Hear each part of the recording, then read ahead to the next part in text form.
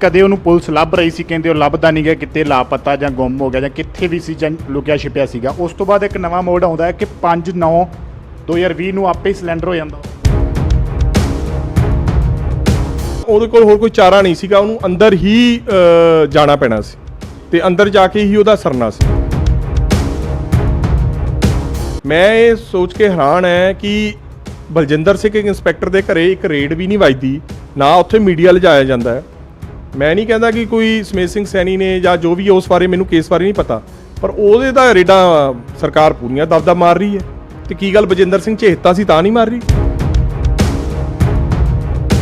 ਜਗਪਾਲ ਸਿੰਘ ਨੇ ਉੱਥੇ ਮੀਡੀਆ ਸਾਰੇ ਆਪਣੇ ਭਰਾ ਤੁਹਾਡੇ ਸੀਗੇ ਮੀਡੀਆ ਵਾਲੇ ਸਾਰਿਆਂ, ਉੱਥੇ ਕਿਹਾ ਕਿ ਮੈਨੂੰ ਮੇਰੇ ਕਕਾਰ ਮੜਾਏ ਜਾਣ, ਜਿਹੜੇ ਕਕਾਰ ਉਦੋਂ ਇਹਨੇ ਖੋਲੇ ਸੀ, ਕਕਾਰਾਂ ਦਾ ਜਿਹੜਾ ਮੇਨ ਮੁੱਦਾ ਸੀ। ਉਹਨੇ ਇੱਥੋਂ ਤੱਕ ਵੀ ਕਹਿਤਾ ਕਿ ਮੇਰੇ ਕੋਲ ਜਿਹੜੀ ਜ਼ਮੀਨ ਜਾਇਦਾਦ ਹੈ ਜਿਹਦੇ ਪਿੱਛੇ ਕਬਜ਼ਾ ਕਰਾਉਣ ਆਇਆ ਸੀ, ਮੈਂ ਉਹ ਜ਼ਮੀਨ ਵੀ ਇਹਨੂੰ ਦੇ ਦੇਣਾ, ਇਹਦੇ ਨਾਮ ਕਰ ਦੇਣਾ। ਜਦੋਂ ਬਹਿਸ ਹੋ ਰਹੀ ਸੀ ਜੱਜ ਸਾਹਿਬ ਕੋਲ, ਉਹਨਾਂ ਦਾ ਵਕੀਲ ਸਾਹਿਬ ਸੀਗੇ ਉਹਨਾਂ ਦੇ ਸਰਦਾਰ ਜਸਪ੍ਰੀਤ ਸਿੰਘ ਜੀ, ਉਹਨਾਂ ਨੇ ਇਹ ਗੱਲ ਕਹੀ ਕਿ ਜੱਜ ਸਾਹਿਬ ਕਕਾਰਾਂ ਪਿੱਛੇ ਨਾ ਸਾਨੂੰ ਤੰਗ ਕਰੋ, ਤੇ ਕਕਾਰ ਜੇ ਸਾਡੇ ਕੋਲ ਤਾਂ ਹੈ ਨਹੀਂ ਕਕਾਰ, ਤੁਸੀਂ 201 ਦਾ ਵਾਅਦਾ ਕਰ ਲਓ ਕਿ ਕਕਾਰ ਖੁਰਦ-ਬੁਰਦ ਹੋ ਗਈ। ਐਸਪੀ ਸਾਹਿਬ ਇਹ ਗੱਲ ਕਹਿੰਦੇ ਆ ਕਿ ਜੀ ਤੁਸੀਂ ਇੱਕ ਐਸਪੀ ਲੈਵਲ ਦੇ ਅਫਸਰ ਨੂੰ ਡਰਾ ਰਹੇ ਹੋ, ਧਮਕਾ ਰਹੇ ਹੋ ਮੈਨੂੰ। ਕਹਿੰਦੇ ਮੈਂ ਜੱਜ ਸਾਹਿਬ ਕੋਲ, ਮਾਨਯੋਗ ਜੱਜ ਸਾਹਿਬ ਕੋਲ, ਉਹੀ ਇਲਾਕਾ ਮੈਜਿਸਟਰੇਟ ਸੀ, ਉਹਨਾਂ ਕੋਲ ਜੁਰਿਸਡਿਕਸ਼ਨ ਸੀਗੀ। ਮੈਂ ਉੱਥੇ ਐਪਲੀਕੇਸ਼ਨ ਲਾਈ ਕਿ ਜੱਜ ਸਾਹਿਬ ਬੇਨਤੀ ਹੈ ਕਿ ਇਹਦਾ ਕਰੋਨਾ ਟੈਸਟ ਦੁਬਾਰਾ ਕਰਾਇਆ ਜਾਵੇ। ਉਹਨਾਂ ਨੇ ਜੀ ਸੰਧੂ ਸਾਹਿਬ ਨੇ ਜਵਾਬ ਠੋਕ ਕੇ ਜਿੰਨਾ ਦੇ ਸਕਦੇ ਸੀ ਉਹਨਾਂ ਠੋਕ ਕੇ ਜਵਾਬ ਦਿੱਤਾ ਕਿ ਜੀ ਨਹੀਂ ਬਣਦਾ ਕਰੋਨਾ ਟੈਸਟ ਦੁਬਾਰਾ ਕਰਾਉਣਾ ਬਲਜਿੰਦਰ ਸਿੰਘ ਦਾ। ਪੁੱਛਣ ਵਾਲਾ ਹੋਵੇ ਇਹ ਐਸਪੀ ਸੰਧੂ ਦਾ ਟੈਸਟ ਹੋ ਰਿਹਾ ਸੀ। ਕੋਰਟ ਦੇ ਆਰਡਰਾਂ ਦੀ ਵੀ ਧੱਜੀਆਂ ਉਡਾਈ ਜਾਂਦੇ, ਸੀਰੀਅਸ ਨਹੀਂ ਲੈ ਰਹੇ ਕਿ ਉਹਨੂੰ ਬਚਾਉਣ ਦੀ ਇਦੋਂ ਵੱਧ ਕੀ ਕੋਸ਼ਿਸ਼ ਕਰ ਸਕਦੇ ਹੈ। ਸਾਰਾ ਸਿਸਟਮ ਹੀ ਲੱਗ ਗਿਆ ਉਹਦੇ ਬਚਾਉਣ, ਉਹਨੂੰ ਇੰਨਾ ਸਿਸਟਮ ਉਹਦੇ ਮਗਰ ਲੱਗਿਆ ਹੋਇਆ ਹੈ ਉਹਨੂੰ ਬਚਾਉਣ ਲਈ ਕਿ ਉਹ ਐਡਾ ਕਿੱਡਾ ਕੁ ਚੇਹਤਾ ਬੰਦਾ ਜੀ, ਕਿੱਡਾ ਕੁ ਜਗਮੀਤ ਜੀ। ਮੈਂ ਹੈਰਾਨ ਹੈ ਜਿਹੜਾ ਗੁਰੂ ਸਾਹਿਬ ਦੇ ਕਕਾਰਾਂ ਨੂੰ ਨਹੀਂ ਕੁਝ ਸਮਝਦਾ। ਮੈਂ ਤਾਂ ਇਹ ਬੇਨਤੀ ਕਰੂੰਗਾ ਤੁਹਾਡੇ ਚੈਨਲ ਦੇ ਥਰੂ ਕਿ ਸਾਰੀਆਂ ਸਿੱਖ ਜਥੇਬੰਦੀਆਂ ਨੂੰ, ਇੱਕ ਵਕੀਲ ਹੋਣ ਦੇ ਨਾਤੇ ਬੇਨਤੀ ਕਰ ਰਿਹਾ ਮੈਂ, ਤੇ ਮਾਨਯੋਗ ਸਾਡੇ ਅਕਾਲ ਤਖਤ ਦੇ ਜਥੇਦਾਰ ਗਿਆਨੀ ਹਰਪ੍ਰੀਤ ਸਿੰਘ ਨੂੰ, ਕਿ ਇਸ ਬਲਜਿੰਦਰ ਸਿੰਘ ਨੂੰ ਸਿੰਘ ਲਾਉਣ ਦਾ ਹੱਕ ਨਾ ਦਿੱਤਾ ਜਾਵੇ, ਇਹਨੂੰ ਪੰਥ ਤੋਂ ਛੇਕਿਆ ਜਾਵੇ। ਕਿ ਜਦੋਂ ਇਹ ਗੁਰੂ ਸਾਹਿਬ ਦੇ ਕਕਾਰਾਂ ਦੀ ਨਹੀਂ ਇੱਜ਼ਤ ਕਰਦਾ, ਉਹਨਾਂ ਨੂੰ ਤੋੜ ਕੇ ਪਾੜ ਕੇ ਬੰਦੇ ਦੇ ਸਰੀਰ ਤੋਂ ਇੰਨੀ ਕੁ ਨਫ਼ਰਤ ਕਰਦਾ ਗੁਰਸਿੱਖ ਬੰਦੇ ਨਾਲ, ਤਾਂ ਉਹ ਫਰਸ਼ ਤੇ ਸਿੱਟਦਾ ਤਾਂ ਉਹਨਾਂ ਦਾ ਹੱਕ ਬਣਦਾ।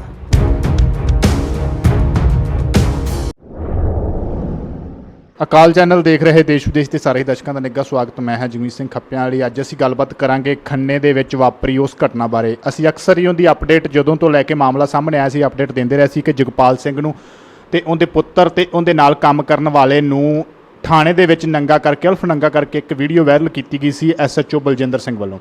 ਉਸ ਤੋਂ ਬਾਅਦ ਜਿਹੜਾ ਹਾਈ ਕੋਰਟ ਕੇਸ ਜਾਂਦਾ ਹੈ, ਉਹਨੂੰ ਜਿਹੜੀ ਜ਼ਮਾਨਤ ਖਾਰਜ ਹੋ ਜਾਂਦੀ ਹੈ। ਗੁਰਿੰਦਰਪਾਲ ਸਿੰਘ ਬਰਾੜ ਜਿਹੜਾ ਉਹਦਾ ਕੇਸ ਜਗਪਾਲ ਸਿੰਘ ਵੱਲੋਂ ਦੇਖ ਰਹੇ ਸੀ, ਤੇ ਇਹਨਾਂ ਨੇ ਕਿਹਾ ਸੀਗਾ ਕਿ ਇਹਨਾਂ ਨੂੰ ਜ਼ਰੂਰ ਸਲਾਖਾਂ ਦੇ ਪਿੱਛੇ ਭੇਜਿਆ ਜਾਊਗਾ। ਜੇਕਰ ਇੱਥੋਂ ਦੀ ਕਚਹਿਰੀਆਂ ਕੋਰਟਾਂ ਦੇ ਵਿੱਚੋਂ ਬਚ ਵੀ ਜਾਂਦੇ ਆ ਤੇ ਗੁਰੂ ਸਾਹਿਬ ਦੀ ਨਜ਼ਰਾਂ ਦੇ ਵਿੱਚੋਂ ਕਦੀ ਵੀ ਨਹੀਂ ਬਚਣਗੇ। ਪਰ ਇਸੇ ਗੱਲ ਨੂੰ ਲੈ ਕੇ ਉਹਦੇ ਕੇਸ ਦੇ ਵਿੱਚ ਇੱਕ ਨਵਾਂ ਮੋੜ ਆਇਆ ਸੀ। ਪਿਛਲੇ ਦਿਨ ਵੀਡੀਓ ਅਸੀਂ ਪਾਈ ਸੀਗੇ ਕਿ ਜਲਦ ਉਹਦੀ ਜਿਹੜੀ ਆ ਵਰਦੀ ਕਿੱਲੀ ਤੇ ਟੰਗੀ ਜਾਊਗੀ। ਉਹ ਵਾਕਿਆ ਹੀ ਸੱਚ ਹੋ ਗਿਆ। ਗੁਰਿੰਦਰਪਾਲ ਸਿੰਘ ਬਰਾੜ ਸਾਡੇ ਨਾਲ ਮੌਜੂਦ ਨੇ। ਹਾਂਜੀ, ਵਾਕਿਆ ਹੀ ਜੀ ਤੁਸੀਂ ਇੱਕ ਦੱਸਿਆ ਸੀਗਾ ਕਿ ਜਲਦ ਤੋਂ ਜਲਦ ਜਿਹੜੀ ਉਹਦੀ ਵਰਦੀ ਆ ਉਹ ਟੰਗੀ ਜਾਵੇਗੀ, ਕਿਉਂਕਿ ਉਹਨੇ ਐਡੀ ਵੱਡੀ ਘਟਨਾ ਜਾਂ ਐਡੀ ਵੱਡਾ ਪਾਪ ਹੀ ਐਡਾ ਵੱਡਾ ਕਰ ਦਿੱਤਾ ਸੀ। ਜਗਮੀਤ ਜੀ, ਜਿਹੜੀ ਕਿੱਲੀ ਤੇ ਟੰਗਣ ਵਾਲੀ ਵਰਦੀ ਹੈ, ਦੇਖੋ ਉਹ ਤਾਂ ਮਹਿਕਮੇ ਨੇ DGP ਸਾਹਿਬ ਨੇ ਟੰਗੀ ਹੈ, ਪਰ DGP ਸਾਹਿਬ ਨੇ ਮਾਨਯੋਗ ਹਾਈ ਕੋਰਟ ਵਿੱਚ ਇੱਕ ਐਫੀਡੇਵਿਟ ਫਾਈਲ ਕੀਤਾ ਸੀਗਾ 8 ਜੁਲਾਈ 2020 ਨੂੰ, ਜਿਹਦੇ 'ਚ ਉਹਨਾਂ ਨੇ ਕਿਹਾ ਸੀ ਕਿ 2 ਮਹੀਨਿਆਂ 'ਚ ਅਸੀਂ ਇਹਦੀ ਕਾਰਵਾਈ ਕੰਪਲੀਟ ਕਰਕੇ ਤੇ ਇਹਦੀ ਵਰਦੀ ਕਿੱਲੀ ਤੇ ਟੰਗ ਦਾਂਗੇ, ਜਿਹਦੇ 'ਤੇ ਉਹ ਪੂਰੇ ਨਹੀਂ ਉਤਰੇ, ਜਿਹਦੇ 'ਤੇ ਉਹਨਾਂ ਨੇ ਅਜੇ ਤੱਕ ਕਾਰਵਾਈ ਤੱਕ ਨਹੀਂ ਸ਼ੁਰੂ ਕੀਤੀ। ਕਿੱਲੀ ਤੇ ਟੰਗਣ ਦੀ ਕੀ ਹੈ ਕਿ ਕਾਰਵਾਈ ਤੱਕ ਵੀ ਨਹੀਂ ਸ਼ੁਰੂ ਕੀਤੀ, ਕਿ ਡਿਪਾਰਟਮੈਂਟਲ ਇਨਕੁਆਇਰੀ ਉਹਨਾਂ ਨੇ ਕਿਹਾ ਸੀ ਕਿ ਮੈਂ 2 ਮਹੀਨੇ 'ਚ ਕੰਪਲੀਟ ਕਰਵਾ ਦੂੰਗਾ, ਕਿ ਇਹਨੂੰ ਕਰਕੇ ਤੇ ਇਹਦੇ 'ਤੇ ਡਿਪਾਰਟਮੈਂਟਲ ਵਿਭਾਗੀ ਕਾਰਵਾਈ ਦੇ ਤਹਿਤ ਇਹਨੂੰ ਘਰੇ ਭੇਜਿਆ ਜਾਊਗਾ। ਪਰ ਅਜੇ ਤੱਕ ਉਹਦੇ ਸਾਨੂੰ ਇੱਕ ਵਾਰੀ ਸੰਮਨ ਨਹੀਂ ਆਏ, ਇੱਕ ਵਾਰੀ ਕਦੇ ਬੁਲਾਇਆ ਨਹੀਂ ਹੈਗਾ, ਕਿਉਂਕਿ IG ਲੁਧਿਆਣਾ ਰੇਂਜ ਸ਼੍ਰੀ ਨੌ ਨਿਹਾਲ ਸਿੰਘ ਹੈ ਜਿਹੜੇ, ਉਹਨਾਂ ਨੇ ਕਿਹਾ ਸੀਗਾ ਕਿ ਮੈਂ ਬੁਲਾਊਂਗਾ, ਪਰ ਅਜੇ ਤੱਕ ਉਹਨਾਂ ਨੇ ਕਦੇ ਬੁਲਾਇਆ ਨਹੀਂ ਸਾਨੂੰ, ਨਾ ਕਦੇ ਮਦਈ ਨੂੰ ਬੁਲਾਇਆ, ਨਾ ਕਿਸੇ ਵੀ ਗਵਾਹ ਨੂੰ ਬੁਲਾਇਆ। ਅਜੇ ਤੱਕ ਉਹਨਾਂ ਨੇ ਸੰਮਨ ਨਹੀਂ ਕੀਤਾ। ਇਹਦੇ ਵਿੱਚ ਇੱਕ ਬੜੀ ਵੱਡੀ ਗੱਲ ਇਹ ਸਾਹਮਣੇ ਆਈ ਕਿ ਕਦੇ ਉਹਨੂੰ ਪੁਲਿਸ ਲੱਭ ਰਹੀ ਸੀ, ਕਹਿੰਦੇ ਉਹ ਲੱਭਦਾ ਨਹੀਂ ਗਿਆ, ਕਿਤੇ ਲਾਪਤਾ ਜਾਂ ਗੁੰਮ ਹੋ ਗਿਆ ਜਾਂ ਕਿੱਥੇ ਵੀ ਸੀ ਜਾਂ ਲੁਕਿਆ ਛਿਪਿਆ ਸੀਗਾ। ਉਸ ਤੋਂ ਬਾਅਦ ਇੱਕ ਨਵਾਂ ਮੋੜ ਆਉਂਦਾ ਹੈ ਕਿ 5/9/2020 ਨੂੰ ਆਪੇ ਹੀ ਸਿਲੰਡਰ ਹੋ ਜਾਂਦਾ। ਬਿਲਕੁਲ ਜਗਮੀਤ ਜੀ 5/9/2020 ਨੂੰ ਤੁਸੀਂ ਇਹ ਦੇਖੋ ਕਿ ਆਮ ਇੱਕ ਇਨਸਾਨ ਤੇ ਤੁਹਾਡੇ ਮੇਰੇ ਤੇ ਪਰਚਾ ਹੋਇਆ ਹੁੰਦਾ ਤਾਂ ਹੁਣ ਨੂੰ ਮੇਰੇ ਬਾਹਰ ਅੱਗੇ ਪੁਲਿਸ ਖੜੀ ਹੁੰਦੀ ਤੇ ਅਬਲਾ ਦਾ ਪੱਕਾ ਉਹਨਾਂ ਨੇ ਤੰਬੂ 'ਚ ਗੱਡ ਲਿਆ ਹੁੰਦਾ ਕਿ ਜਿੰਨੀ ਦੇਰ ਇਹ ਘਰੇ ਨਹੀਂ ਆਉਂਦਾ ਉਨੀ ਦੇਰ ਅਸੀਂ ਲੈ ਕੇ ਜਾਵਾਂਗੇ ਇਹਨੂੰ, ਠੀਕ ਹੈ ਨਾ। ਪਰ ਉਹਨੂੰ ਇੰਨੀ ਕੁ ਓਪਰਚੁਨਿਟੀ ਦਿੱਤੀਆਂ, ਮੈਨੂੰ ਬੜਾ ਮਾਣ ਸੀਗਾ, ਬੜਾ ਫਖਰ ਸੀਗਾ ਕਿ ਮਤਲਬ ਇਹਨੂੰ ਫੜ ਕੇ ਅੰਦਰ ਦਿੱਤਾ ਜਾਊਗਾ ਆਈਜੀ ਸਾਹਿਬ ਵੱਲੋਂ। ਪਰ ਉਹ ਜੀ ਕੋਈ ਉਹਦੇ ਘਰੇ ਰੇਡ ਨਹੀਂ ਮਾਰੀ ਗਈ, ਕੁਛ ਨਹੀਂ ਕੀਤਾ ਗਿਆ। ਉਹਨੂੰ ਕਿਹਾ ਵੀ ਤੂੰ ਐਂ ਕਰ ਕਿ ਆਰਾਮ ਨਾਲ ਤੂੰ ਆਪਦੀ ਕਾਰਵਾਈਆਂ ਕਰ ਲਾ ਸਾਰੀਆਂ, ਜੇ ਤੈਨੂੰ ਕਿਤੇ ਸੁਪਰੀਮ ਕੋਰਟ ਤੇਰਾ ਦਾ ਲੱਗਦਾ ਉੱਥੇ ਲਾ ਲਾ, ਜੇ ਮਾਨਯੋਗ ਹਾਈ ਕੋਰਟ 'ਚ ਦਾ ਲੱਗਦਾ ਉੱਥੇ ਲਾ ਲਾ, ਨਿਚਲੀਆਂ ਕਚਹਿਰੀਆਂ ਕਿਤੇ ਦਾ ਲੱਗਦਾ ਲਾ ਲਾ ਭਾਈ। ਤੂੰ ਇਹ ਨਾ ਹੋਵੇ ਕੱਲ੍ਹ ਨੂੰ ਇਹ ਨਾ ਕਹੀਂ ਕਿ ਅਸੀਂ ਧੱਕਾ ਕਰਕੇ ਤੇਰੇ ਨਾਲ, ਉਹਦੇ ਨਾਲ ਤਾਂ ਅਸੀਂ ਧੱਕਾ ਕਰ ਲਾਂਗੇ ਜਗਪਾਲ ਨਾਲ, ਤੇਰੇ ਨਾਲ ਨਹੀਂ ਧੱਕਾ ਕਰਨਾ ਸੀ, ਤੂੰ ਤਾਂ ਸਾਡਾ ਕਮਾਊ ਪੁੱਤ ਸੀ। ਤੇ ਉਸ ਕਰਕੇ ਉਹਨਾਂ ਨੇ ਜਦੋਂ ਇਹਨਾਂ ਨੇ ਆਈਜੀ ਸਾਹਿਬ ਨੇ ਨਹੀਂ ਫੜਿਆ, ਜਦੋਂ ਉਹਦੀ ਮਾਨਯੋਗ ਸੁਪਰੀਮ ਕੋਰਟ ਨੇ 1 ਸਤੰਬਰ 2020 ਨੂੰ ਉਤੋਂ ਡਿਸਮਿਸ ਕਰਤੀ ਜਸਟਿਸ ਚੰਦਰਚੂੜ ਦੇ ਬੈਂਚ ਨੇ ਉਹਦੀ ਬੇਲ ਐਪਲੀਕੇਸ਼ਨ, ਤਾਂ ਉਹਦੇ ਕੋਲ ਹੋਰ ਕੋਈ ਚਾਰਾ ਨਹੀਂ ਸੀਗਾ, ਉਹਨੂੰ ਅੰਦਰ ਹੀ ਜਾਣਾ ਪੈਣਾ ਸੀ ਤੇ ਅੰਦਰ ਜਾ ਕੇ ਹੀ ਉਹਦਾ ਸਰਨਾ ਸੀ। ਫਿਰ ਉਸ ਤੋਂ ਬਾਅਦ ਉਹਨਾਂ ਨੇ ਇਹ ਨਹੀਂ ਕਿ ਉਹਨੂੰ ਫੜ ਕੇ ਲਿਆਂਦਾ ਜਾਂ ਰੇਡਾ ਮਾਰ ਕੇ ਜਾਂ ਉਹਨੂੰ ਕੋਈ ਜਿਵੇਂ ਆਮ ਪੁਲਿਸ ਕਰਦੀ ਹੁੰਦੀ ਹੈ, ਤੁਹਾਨੂੰ ਵੀ ਪਤਾ ਪੰਜਾਬ ਦੀ ਕਿਵੇਂ ਕਰਦੀ ਹੈ। ਮੈਨੂੰ ਇੱਥੇ ਇਹ ਗੱਲ ਦਾ ਜ਼ਿਕਰ ਨਹੀਂ ਕਰਨਾ ਚਾਹੀਦਾ ਬਟ ਮੈਂ ਕਰਦਾ। ਮੈਂ ਇਹ ਸੋਚ ਕੇ ਹੈਰਾਨ ਹੈ ਕਿ ਬਲਜਿੰਦਰ ਸਿੰਘ ਇੰਸਪੈਕਟਰ ਦੇ ਘਰੇ ਇੱਕ ਰੇਡ ਵੀ ਨਹੀਂ ਵੱਜਦੀ, ਨਾ ਉੱਥੇ ਮੀਡੀਆ ਲਿਜਾਇਆ ਜਾਂਦਾ ਹੈ। ਮੈਂ ਨਹੀਂ ਕਹਿੰਦਾ ਕਿ ਕੋਈ ਸਮੇਤ ਸਿੰਘ ਸੈਣੀ ਨੇ ਜਾਂ ਜੋ ਵੀ ਉਸ ਬਾਰੇ ਮੈਨੂੰ ਕੇਸ ਬਾਰੇ ਨਹੀਂ ਪਤਾ, ਪਰ ਉਹਦੇ ਤਾਂ ਰੇਡਾਂ ਸਰਕਾਰ ਪੂਰੀਆਂ ਦਬਦਬ ਮਾਰ ਰਹੀ ਹੈ। ਤੇ ਕੀ ਗੱਲ ਬਲਜਿੰਦਰ ਸਿੰਘ ਚਹੇਤਾ ਸੀ ਤਾਂ ਨਹੀਂ ਮਾਰ ਰਹੀ? ਉਹਦਾ ਤਾਂ ਰੇਲੀ ਅਖਬਾਰ 'ਚ ਆਉਂਦਾ, ਡੇਲੀ ਨਿਊਜ਼ ਚੈਨਲ ਜਾਂਦੇ, ਸਭ ਕੁਝ ਕਰਦੇ ਆ। ਮੈਂ ਉਹਦੀ ਪੱਖਵਾਜ ਨਹੀਂ ਕਰ ਰਿਹਾ, ਪਰ ਮੈਂ ਤੁਹਾਨੂੰ ਅਸਲੀਅਤ ਦੱਸ ਰਿਹਾ ਕਿ ਬਲਜਿੰਦਰ ਸਿੰਘ ਨੂੰ ਫੜਨਾ ਕਿੰਨਾ ਔਖਾ ਹੈ। ਕੋਈ ਔਖਾ ਨਹੀਂ ਸੀ, ਪਰ ਨਹੀਂ ਨੀਤ ਸੀਗੀ ਫੜਨ ਦੀ। ਉਸ ਤੋਂ ਬਾਅਦ ਜਦੋਂ ਉਹਨੂੰ 5 ਤਰੀਕ ਨੂੰ ਸਰੈਂਡਰ ਕੀਤਾ ਜਗਮੀਤ ਜੀ, ਮੈਂ ਉਸੇ ਟਾਈਮ ਮੈਨੂੰ ਰਾਤ ਨੂੰ ਜਦੋਂ ਮੈਂ ਐਸਪੀ ਸਾਹਿਬ ਨੂੰ ਫੋਨ ਕੀਤਾ, ਤੇਂਦਰ ਸੰਧੂ ਜਿਹੜੇ ਸਿੱਟ ਦੇ ਮੈਂਬਰ ਸੀਗੇ, ਮੈਂ ਸੰਧੂ ਸਾਹਿਬ ਨੂੰ ਬੇਨਤੀ ਕੀਤੀ, ਮੈਂ ਕਿਹਾ ਸੰਧੂ ਸਾਹਿਬ ਬੇਨਤੀ ਹੈ ਕਿ ਤੁਸੀਂ ਮੈਨੂੰ ਇਹ ਦੱਸੋ ਕਿ ਇਹ ਪੇਸ਼ ਕਿੰਨੇ ਵਜੇ ਕਰਨਾ ਕੱਲ੍ਹ। ਉਹ ਕਹਿੰਦੇ ਜੀ ਆਪਾਂ ਸਵੇਰੇ ਦੱਸਾਂਗੇ ਤੁਹਾਨੂੰ। ਮੈਂ ਕਿਹਾ ਜੀ ਉਹ ਸਰੈਂਡਰ ਕੀਤਾ ਜਾਂ ਫੜਿਆ? ਉਹ ਵੀ ਸਵੇਰੇ ਦੱਸਾਂਗੇ ਜੀ। ਮੈਂ ਕਿਹਾ ਚਲੋ ਠੀਕ ਹੈ ਜੀ, ਬਿਲਕੁਲ ਕੋਈ ਗੱਲ ਨਹੀਂ। ਮੈਂ ਸਵੇਰੇ ਜੋ ਫੋਨ ਕੀਤਾ ਉਹ ਕਹਿੰਦੇ ਜੀ 11 ਕੁ ਵਜੇ ਪੇਸ਼ ਕਰਾਂਗੇ, ਪਰ ਉਹਨਾਂ ਨੇ 1 ਵਜੇ ਪੇਸ਼ ਕੀਤਾ। ਚਲੋ ਮੇਰੀ ਆ ਡਿਊਟੀ ਬਣਦੀ ਸੀ, ਮੈਂ 10 ਵਜੇ ਕੋਰਟ ਦੇ ਵਿੱਚ ਪਹੁੰਚ ਗਿਆ। ਤਾਂ ਤੁਸੀਂ ਇਹ ਦੇਖੋ ਕਿ ਉਹਨੂੰ ਜੱਜ ਸਾਹਿਬ ਨੂੰ ਰਿਕੁਐਸਟ ਕਰਕੇ ਜਾਂ ਕਿਵੇਂ ਮੈਨੂੰ ਨਹੀਂ ਪਤਾ, ਸੰਧੂ ਸਾਹਿਬ ਉੱਥੇ ਲੱਗੇ ਆ, ਮੌਜੂਦਾ ਐਸਪੀ ਹੈ ਜੀ, ਉਹਨਾਂ ਨੇ ਉਹਨੂੰ ਬਲਜਿੰਦਰ ਨੂੰ ਇਟਿਓਸ ਗੱਡੀ 'ਚ, ਪ੍ਰਾਈਵੇਟ ਗੱਡੀ ਸੀਗੀ ਪਟਿਆਲੇ ਦੇ ਨੰਬਰ ਦੀ, ਪ੍ਰਾਈਵੇਟ ਗੱਡੀ 'ਚ, ਨਾ ਕਿ ਮੁਲਜ਼ਮਾਂ ਵਾਂਗੂ ਉਹਨੂੰ ਸਰਕਾਰੀ ਗੱਡੀ 'ਚ, ਪ੍ਰਾਈਵੇਟ ਗੱਡੀ 'ਚ ਜੱਜ ਸਾਹਿਬ ਦੇ ਘਰੇ ਪੇਸ਼ ਕਰਤਾ। ਕਿਉਂਕਿ ਉਹ ਐਤਵਾਰ ਸੀ, ਚਲੋ ਜੱਜ ਸਾਹਿਬ ਨੇ ਕੀ ਪਤਾ, ਜੱਜ ਸਾਹਿਬ ਨੇ ਕਿਹਾ ਹੋਵੇਗੀ ਘਰੇ ਪੇਸ਼ ਕਰੋ ਐਤਵਾਰ ਕਰਕੇ, ਮੈਂ ਨਹੀਂ ਇਸ ਗੱਲ ਤੇ ਟਿੱਪਣੀ ਕਰਦਾ, ਪਰ ਪ੍ਰਾਈਵੇਟ ਗੱਡੀ 'ਚ ਲਿਜਾਣਾ ਤਾਂ ਮੈਂ ਜ਼ਰੂਰ ਇਤਰਾਜ਼ ਕਰਦਾ। ਪ੍ਰਾਈਵੇਟ ਗੱਡੀ 'ਚ ਉਹਨੂੰ ਇਟਿਓਸ ਚਿੱਟੇ ਰੰਗ ਦੀ 'ਚ ਲੈ ਕੇ ਆਇਆ ਜਾਂਦਾ, ਉੱਥੇ ਉਹਨੂੰ ਪੇਸ਼ ਕੀਤਾ ਜਾਂਦਾ। ਫਿਰ ਜੱਜ ਸਾਹਿਬ ਨਾਲ ਸਾਡੀ ਵੀਸੀ ਹੁੰਦੀ ਹੈ। ਤੁਸੀਂ ਇਹ ਦੇਖੋ ਕਿ 2 ਦਿਨ ਦਾ ਰਿਮਾਂਡ ਮੰਗਿਆ ਜਾਂਦਾ। ਜਗਪਾਲ ਸਿੰਘ ਨੇ ਉੱਥੇ ਮੀਡੀਆ ਸਾਰੇ ਆਪਣੇ ਭਰਾ ਤੁਹਾਡੇ ਸੀਗੇ ਮੀਡੀਆ ਵਾਲੇ ਸਾਰਿਆਂ, ਉੱਥੇ ਕਿਹਾ ਕਿ ਮੈਨੂੰ ਮੇਰੇ ਕਕਾਰ ਮੜਾਏ ਜਾਣ, ਜਿਹੜੇ ਕਕਾਰ ਉਦੋਂ ਇਹਨੇ ਖੋਲੇ ਸੀ, ਕਕਾਰਾਂ ਦਾ ਜਿਹੜਾ ਮੇਨ ਮੁੱਦਾ ਸੀ। ਉਹਨੇ ਇੱਥੋਂ ਤੱਕ ਵੀ ਕਹਿਤਾ ਕਿ ਮੇਰੇ ਕੋਲ ਜਿਹੜੀ ਜ਼ਮੀਨ ਜਾਇਦਾਦ ਹੈ ਜਿਹਦੇ ਪਿੱਛੇ ਕਬਜ਼ਾ ਕਰਾਉਣ ਆਇਆ ਸੀ, ਮੈਂ ਉਹ ਜ਼ਮੀਨ ਵੀ ਇਹਨੂੰ ਦੇ ਦੇਣਾ, ਇਹਦੇ ਨਾਮ ਕਰ ਦੇਣਾ, ਪਰ ਮੇਰੀ ਜਿਹੜੀ ਉਹ ਕਕਾਰ ਆ ਜ਼ਰੂਰ ਮੋੜੇ ਜਾਣ। ਮੈਂ ਗੁਰਦੁਆਰਾ ਸਾਹਿਬ ਰਹਿ ਕੇ ਰੋਟੀ ਖਾ ਲੂੰਗਾ ਸੇਵਾ ਕਰਕੇ, ਪਰ ਮੈਂ ਜੇ ਕਕਾਰ ਮੋੜੇ ਜਾਣ, ਜਿਹੜੀ ਜ਼ਮੀਨ ਪਿੱਛੋਂ ਲੜਨ ਆਇਆ ਸੀ, ਮੈਂ ਉਹ ਜ਼ਮੀਨ ਵੀ ਤੁਹਾਨੂੰ ਵਾਪਸ ਕਰ ਦਿੰਦਾ, ਮੈਂ ਉਹ ਜ਼ਮੀਨ ਨਹੀਂ ਰੱਖਣੀ, ਤੂੰ ਰੱਖ ਲਾ। ਪਰ ਮੇਰੇ ਗੁਰੂ ਸਾਹਿਬ ਦੇ ਜਿਹੜੇ ਦਿੱਤੇ ਹੋਏ ਕਕਾਰ ਸੀ, ਉਹ ਮੇਰੀ ਇੱਕ ਗੁਰੂ ਸਾਹਿਬ ਨੇ ਪਾਉਣ ਨੂੰ ਦਿੱਤੇ ਸੀ ਨਿਸ਼ਾਨੀ, ਨਾ ਕਿ ਉਹ ਮੇਰੀ ਚੀਜ਼ ਸੀ, ਉਹ ਗੁਰੂ ਸਾਹਿਬ ਦੀ ਚੀਜ਼ ਸੀ, ਤੇ ਉਹ ਗੁਰੂ ਸਾਹਿਬ ਨੂੰ ਮੈਂ ਵਾਪਸ ਮੋੜਨੇ ਆ, ਤੇ ਤੁਸੀਂ ਮੇਰੇ ਮੋੜੋ ਵਾਪਸ ਕਕਾਰ, ਉਹ ਮੜਵਾਓ। ਉਹਦੇ ਬਾਰੇ ਜੋ ਅਸੀਂ ਐਸਪੀ ਸਾਹਿਬ ਨੂੰ, ਆਈਜੀ ਸਾਹਿਬ ਨੂੰ ਕਿਹਾ, ਉਹ ਕਹਿੰਦੇ ਜੀ ਹਾਂ ਜੀ ਅਸੀਂ ਕੋਸ਼ਿਸ਼ ਕਰਦੇ ਹਾਂ। ਤੁਸੀਂ ਇਹ ਦੇਖੋ, ਜਦੋਂ ਬਹਿਸ ਹੋ ਰਹੀ ਸੀ ਜੱਜ ਸਾਹਿਬ ਕੋਲ, ਉਹਨਾਂ ਦਾ ਵਕੀਲ ਸਾਹਿਬ ਸੀਗੇ ਉਹਨਾਂ ਦੇ ਸਰਦਾਰ ਜਸਪ੍ਰੀਤ ਸਿੰਘ ਜੀ, ਉਹਨਾਂ ਨੇ ਇਹ ਗੱਲ ਕਹੀ ਕਿ ਜੱਜ ਸਾਹਿਬ ਕਕਾਰਾਂ ਪਿੱਛੇ ਨਾ ਸਾਨੂੰ ਤੰਗ ਕਰੋ, ਤੇ ਕਕਾਰ ਜੇ ਸਾਡੇ ਕੋਲ ਤਾਂ ਹੈ ਨਹੀਂ ਕਕਾਰ, ਤੁਸੀਂ 201 ਦਾ ਵਾਅਦਾ ਕਰ ਲਓ ਕਿ ਕਕਾਰ ਖੁਰਦ-ਬੁਰਦ ਹੋ ਗਈ।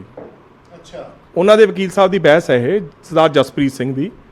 ਉਹ ਕਹਿੰਦੇ ਵੀ ਐਂ ਹੈ ਕਿ ਤੁਸੀਂ ਕਕਾਰਾਂ ਬਾਰੇ ਨਾ ਗੱਲ ਕਰੋ, ਉਹਦੇ ਤਾਂ 201 ਦਾ ਵਾਅਦਾ ਕਰਕੇ ਸਾਡਾ ਖਹਿੜਾ ਛੱਡੋ ਤੇ ਸਾਨੂੰ ਸਾਡਾ ਰਿਮਾਂਡ ਨਾ ਦਿਓ। ਮੈਂ ਕਿਹਾ ਜੱਜ ਸਾਹਿਬ ਜਿਹੜਾ ਮੋਬਾਈਲ ਫੋਨ ਸੀ ਉਹ ਵੀ ਇਹਦੇ ਕੋਲ ਹੈ, ਕਿਉਂਕਿ ਵਰੁਣ ਜਿਹੜਾ ਹੈਗਾ ਉਹ ਇੱਕ ਦੂਜੇ ਤੇ ਸਿੱਟੀ ਜਾਂਦੇ ਆ। ਉਹ ਵਰੁਣ ਉਹ ਕਹਿੰਦੇ ਕਾਂਸਟੇਬਲ ਸੀ ਇਸ ਮਾਮਲੇ 'ਚ, ਬਿਲਕੁਲ ਸੀਗਾ ਜੀ, ਜਿਹਦੇ ਫੋਨ ਤੋਂ ਇਹ ਕਹਿੰਦੇ ਆ, ਸਿੱਟ ਵਾਲੇ ਕਹਿੰਦੇ ਆ ਕਿ ਉਹਦੇ ਫੋਨ ਤੋਂ ਬਣੀ ਹੈ, ਪਰ ਜਗਪਾਲ ਸਿੰਘ ਨੂੰ ਨਹੀਂ ਪਤਾ ਸੀ ਕਿਹਦੇ ਫੋਨ ਤੋਂ ਬਣੀ ਆ। ਜਗਪਾਲ ਸਿੰਘ ਤੋਂ ਇੰਨਾ ਪਤਾ ਸੀ ਕਿ ਐਸਐਚਓ ਦੀ ਕੁਰਸੀ ਤੇ ਬੈਠਾ ਬਲਜਿੰਦਰ ਸੀ, ਤੇ ਉਹਦੇ ਹੱਥ 'ਚ ਮੋਬਾਈਲ ਫੋਨ ਫੜਿਆ ਸੀ ਤੇ ਉਹ ਬਣਾ ਰਿਹਾ ਸੀ। ਹੁਣ ਜਗਮੀਤ ਜੀ, ਕਿਸੇ ਦਾ ਵੀ ਹੋਵੇ ਪਰ ਵਰਤਿਆ ਉਸਨੇ। ਬਿਲਕੁਲ ਜਗਮੀਤ ਜੀ, ਹੁਣ ਮੈਂ ਇੱਥੇ ਬੈਠਾ, ਤੁਹਾਡਾ ਫੋਨ ਫੜ ਕੇ ਮੈਂ ਕੋਈ ਗਲਤ ਹਰਕਤ ਕਰ ਦਿੰਦਾ, ਠੀਕ ਹੈ ਨਾ। ਦੇਖੋ ਮੇਰੀ ਗੱਲ ਸੁਣੋ, ਤੁਸੀਂ ਤਾਂ ਮੈਨੂੰ ਇੱਕ ਗੁੱਡ ਫੇਥ 'ਚ ਮੋਬਾਈਲ ਫੜਾਇਆ ਸੀ, ਤੁਸੀਂ ਤਾਂ ਕਿਹਾ ਸੀ ਕਿ ਲੈ ਲਓ ਜੀ ਡਾਕਟਰ ਸਾਹਿਬ ਆ ਫੋਨ ਫੜ ਲਓ ਆਪਦਾ, ਕੋਈ ਗੱਲ ਨਹੀਂ ਤੂੰ ਵਰਤ ਲਓ, ਤੇ ਮੈਂ ਉਹਦੇ ਨਾਲ ਗਲਤ ਹਰਕਤ ਕਰਦਾ ਤਾਂ ਗੁਨੇਗਾਰ ਤਾਂ ਮੈਂ ਹੈ ਨਾ ਜੀ। ਠੀਕ ਹੈ ਨਾ, ਉਹ ਤਾਂ ਨਹੀਂ ਵਰੁਣ ਹੈ। ਚਲੋ ਮੈਂ ਵਰੁਣ ਦਾ ਫਿਰ ਵੀ ਪੱਖ ਨਹੀਂ ਲੈਂਦਾ ਕਿਉਂਕਿ ਉਹ ਵੀ ਮੁਲਜ਼ਮ ਹੈ, ਸਿੱਟ ਨੇ ਬਣਾਇਆ ਹੈ, ਉਹਨਾਂ ਨੇ ਤਬਦੀਸ਼ ਕਰਨੀ ਹੈ, ਕਰ ਲੈਣ। ਉਸ ਤੋਂ ਬਾਅਦ ਕੀ ਹੋਇਆ ਜੀ, ਉਹਨੂੰ 1 ਦਿਨ ਦਾ ਰਿਮਾਂਡ ਦਿੱਤਾ ਜਾਂਦਾ। ਅਗਲੇ ਦਿਨ ਅਸੀਂ ਫਿਰ ਕਿਹਾ ਕਿ ਜੀ ਸਾਡੇ ਕਕਾਰਾਂ ਦਾ ਕੀ ਸਟੇਟਸ ਹੈ, ਕਿ ਕਕਾਰ ਸਾਡੇ ਮੜਵਾਏ ਜਾਣ, ਇਹਨੂੰ ਪੁੱਛਿਆ ਤਾਂ ਜਾਵੇ, ਸਾਨੂੰ ਆਮਨੋ ਸਾਹਮਣੇ ਬਿਠਾ ਕੇ ਪੁੱਛਾਇਆ ਜਾਵੇ, ਮਦਈ ਨੂੰ ਬਿਠਾ ਕੇ ਸਾਹਮਣੇ ਪੁੱਛ ਲੈਣ ਕਿ ਜੇ ਉਹ ਕਹਿੰਦੇ ਕਕਾਰ ਨਹੀਂ ਹੈਗੇ। ਉਹ ਬਿਠਾਉਣ ਦੀ ਕੋਈ ਨੌਬਤ ਨਹੀਂ ਕੀਤੀ ਨਾ ਐਸਪੀ ਸਾਹਿਬ ਨੇ। ਮੈਂ ਐਸਪੀ ਸਾਹਿਬ ਨੂੰ ਫੋਨ ਕਰਨਾ ਮੁਨਾਸਬ ਨਹੀਂ, ਮੈਂ ਉਹਨਾਂ ਨੂੰ WhatsApp ਮੈਸੇਜ ਭੇਜਿਆ ਕਿ ਐਸਪੀ ਸਾਹਿਬ ਮੇਰੀ ਬੇਨਤੀ ਹੈ ਕਿ ਐਂ ਕਰਕੇ ਆਪਾਂ ਮੈਂ ਇਹ ਪੁਆਇੰਟ ਤੁਹਾਡੇ ਸਾਹਮਣੇ ਰੱਖਣਾ ਚਾਹੁੰਦਾ। ਤਾਂ ਐਸਪੀ ਸਾਹਿਬ ਦਾ ਮੈਨੂੰ ਮੈਸੇਜ ਆਇਆ, ਮੈਂ ਤੁਹਾਨੂੰ WhatsApp 'ਤੇ ਮੈਸੇਜ ਦਿਖਾ ਵੀ ਸਕਦਾ ਐਸਪੀ ਸਾਹਿਬ ਦਾ, ਤੇ ਦਰਸ਼ਕ ਦੇਖਣ ਚਾਹੁਣ। ਐਸਪੀ ਸਾਹਿਬ ਇਹ ਗੱਲ ਕਹਿੰਦੇ ਹੈ ਕਿ ਜੀ ਤੁਸੀਂ ਇੱਕ ਐਸਪੀ ਲੈਵਲ ਦੇ ਅਫਸਰ ਨੂੰ ਡਰਾ ਰਹੇ ਹੋ, ਧਮਕਾ ਰਹੇ ਹੋ, ਮੈਨੂੰ ਕਹਿੰਦੇ। ਮੈਂ ਐਸਪੀ ਸਾਹਿਬ ਨੂੰ ਫਿਰ ਮੈਸੇਜ ਲਿਖਿਆ, ਮੈਂ ਕੋਈ ਬਿਲਕੁਲ ਜਿਹੜਾ ਮੈਸੇਜ ਲਿਖਿਆ ਮੈਂ ਬਿਲਕੁਲ ਨਹੀਂ, ਮੈਂ ਕਿਹਾ ਜੀ ਜੇ ਮੈਂ ਐਸਪੀ ਲੈਵਲ ਦੇ ਅਫਸਰ ਨੂੰ ਡਰਾ ਧਮਕਾ ਸਕਦਾ ਤਾਂ ਮੈਂ ਇਹਦਾ ਮਤਲਬ ਕਿ ਮੈਂ ਬਹੁਤ ਵੱਡਾ ਬੰਦਾ ਹੈ।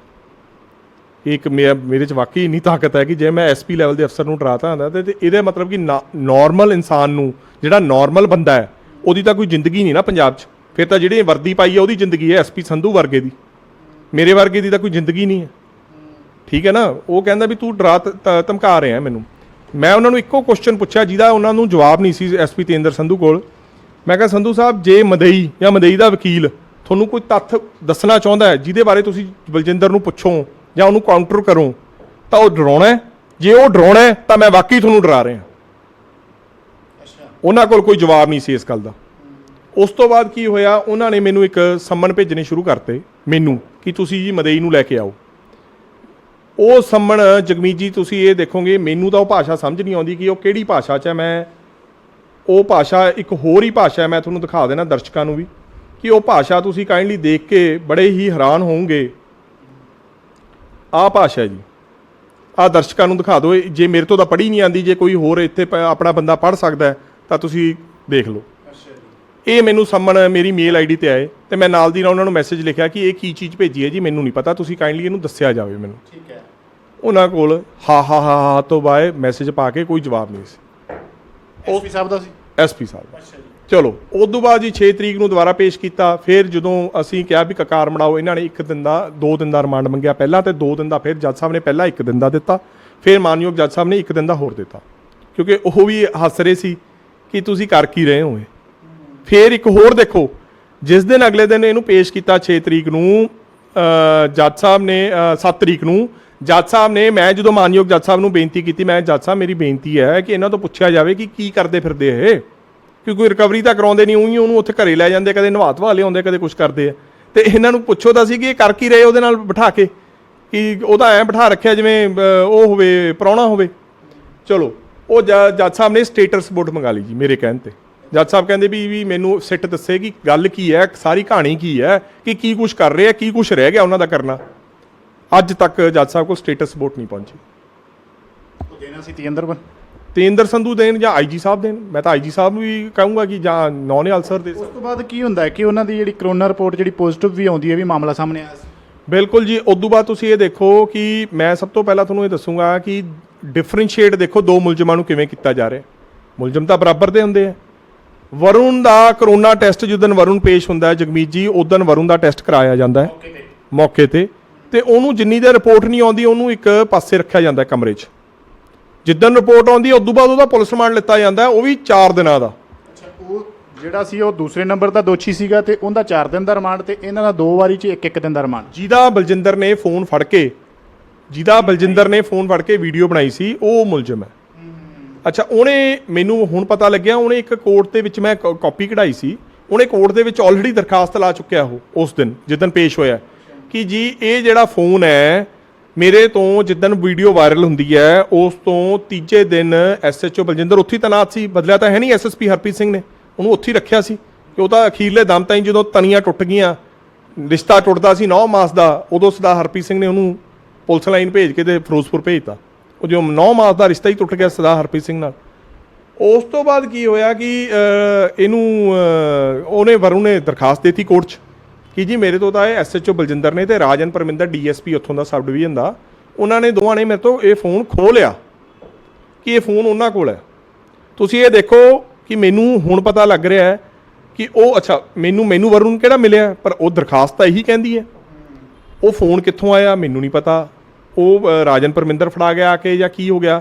ਪਰ ਹੁਣ ਮੈਨੂੰ ਤਫਤੀਸ਼ 'ਚ ਇਹ ਪਤਾ ਲੱਗਿਆ ਕਿ ਉਹ ਫੋਨ ਵਰੁਣ ਤੋਂ ਕਹਿੰਦੇ ਬਰਾਮਦ ਕਰ ਲਿਆ ਸੀ।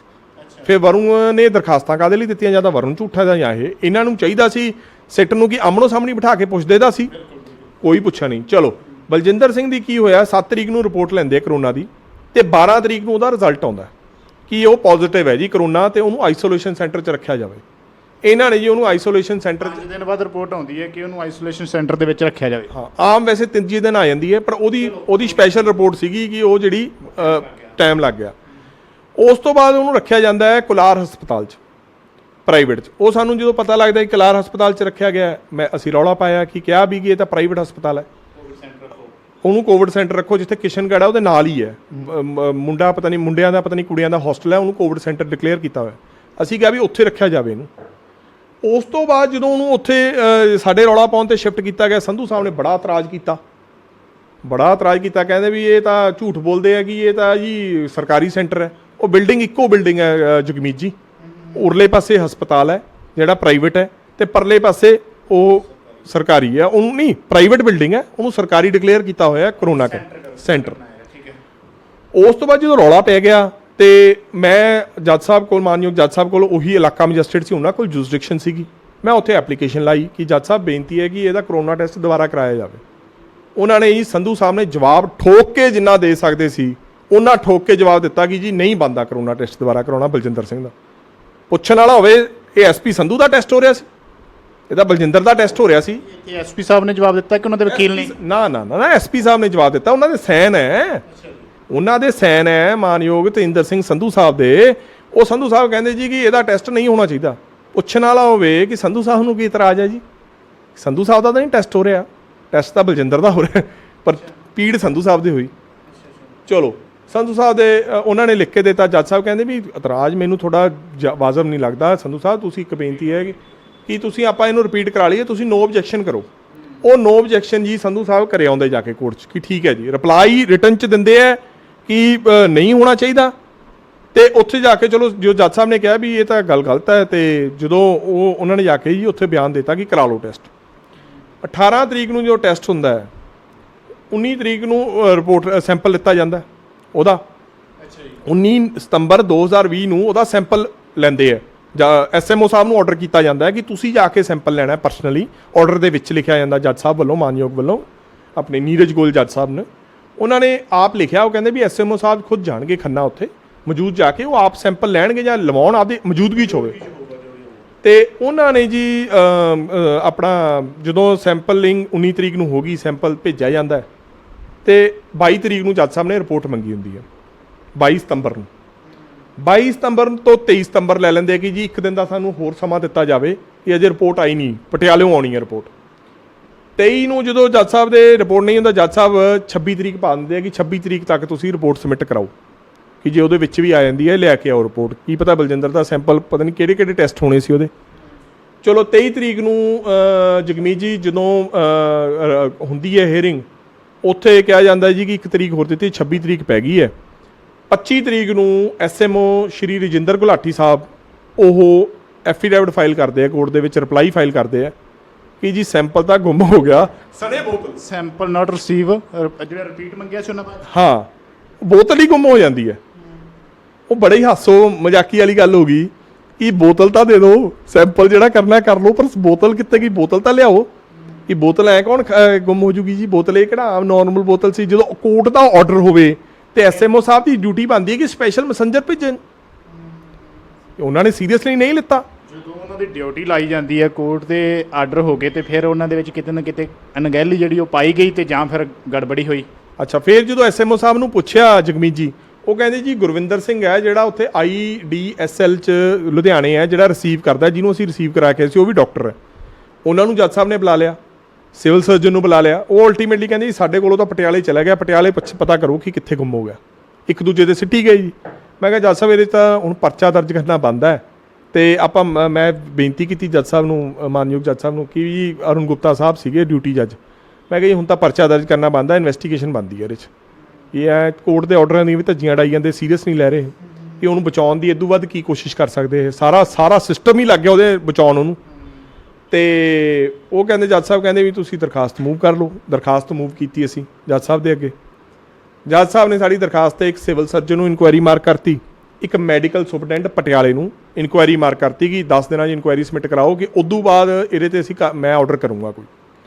ਚਲੋ ਉਸ ਤੋਂ ਬਾਅਦ ਕੀ ਹੋਇਆ, ਮੈਂ ਕਿਹਾ ਜੱਜ ਸਾਹਿਬ ਇਹਦਾ ਕੁਆਰੰਟਾਈਨ ਪੀਰੀਅਡ ਜਿਹੜਾ ਰਜਿੰਦਰ ਗੁਲਾਟੀ ਐਸਐਮਓ ਸਾਹਿਬ ਨੇ ਕਿਹਾ ਕਿ ਇਹਦਾ ਕੁਆਰੰਟਾਈਨ ਪੀਰੀਅਡ ਪੂਰਾ ਹੋ ਗਿਆ 17 ਦਿਨ ਦਾ 25 ਤਰੀਕ ਨੂੰ, ਤੇ ਅੱਜ 26 ਹੈ ਤੇ ਇਹਨੂੰ ਜੇਲ੍ਹ ਭੇਜੋ। ਹੁਣ ਇੱਥੇ ਕਾਹਦੇ ਲਈ ਰੱਖਿਆ ਆਪਾਂ? ਤੇ ਜੱਜ ਸਾਹਿਬ ਕਹਿੰਦੇ ਹਾਂ ਇਹ ਗੱਲ ਤੁਹਾਡੀ ਮੰਨਣ ਲਾਇਕ ਹੈ, ਇਹ ਆਪਾਂ ਭੇਜ ਦਿੰਦੇ ਇਹਨਾਂ ਨੂੰ ਜੇਲ੍ਹ। ਜੱਜ ਸਾਹਿਬ ਨੇ ਮਾਨਯੋਗ ਜੱਜ ਸਾਹਿਬ ਅਰੁਣ ਗੁਪਤਾ ਜੀ ਨੇ ਆਰਡਰ ਕਰਤੇ, ਉਹ ਜੇਲ੍ਹ ਚਲਾ ਗਿਆ।